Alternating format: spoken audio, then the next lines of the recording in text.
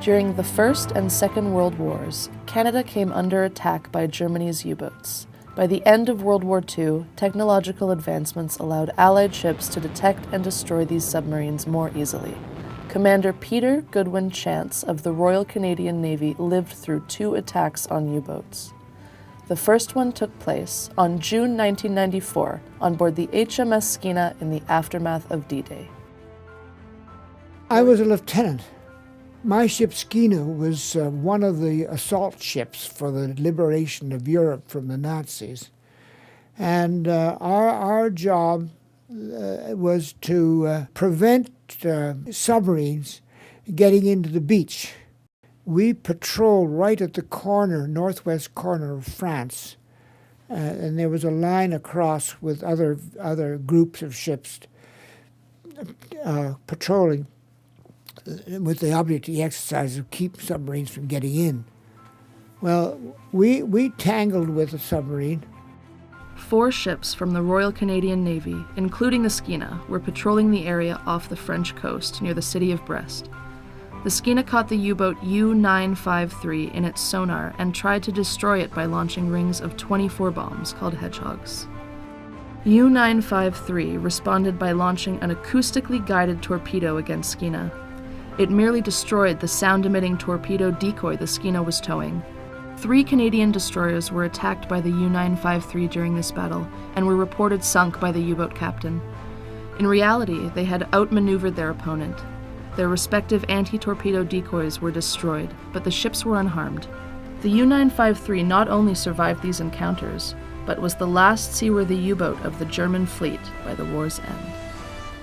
But an interesting corollary to that one was that they had a man on board who'd been wounded, whose name was Carl Baumann.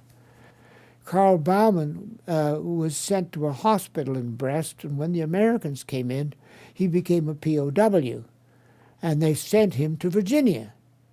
You'd think it was the end of it? No, because about 20 years ago now, I had a phone call. I got to speak to Carl.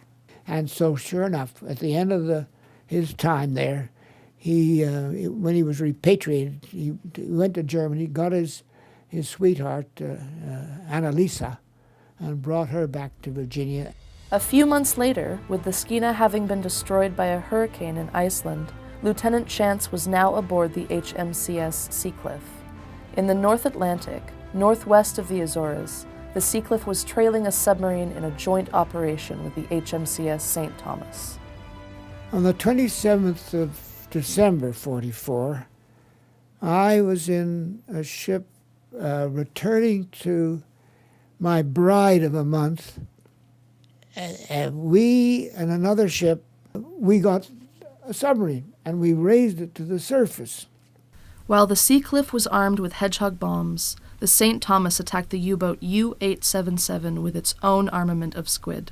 Squid was a lethal bomb that came on quite late in the war. It was like a 45-gallon drum, but it was loaded with the explosives.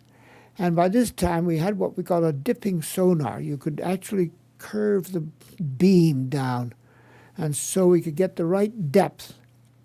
And you can set the depth on the bomb, on the squid bomb. And of course, up came the submarine. And as I say, we got them all out. And half the crew came to us and half went to the other ships. The Gestapo guy was exposed. And we got him clear of the remainder of the ship's company. There were 52 of these fellows, but we must have had about 25, I suppose, half of them. And all they wanted then was paper and pencil to write home, which they did. We landed the entire ship's company of the submarine, and before they got into coaches to go off to prison camp, their captain lined his people up and gave us 3 cheers for saving them, which I thought was pretty good. We treated them like sailors. The sea was the common enemy. The U-877 sank shortly after its crew was evacuated. The German second-in-command on board contacted the second-in-command of the St. Thomas every year thereafter to thank him for saving his life.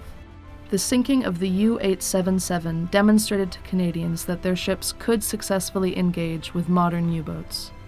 Believe me, our country fought miles above its expected levels, whether it was on land or sea or in the air. But the Canadians, we were pretty goddamn important. I was proud of my people.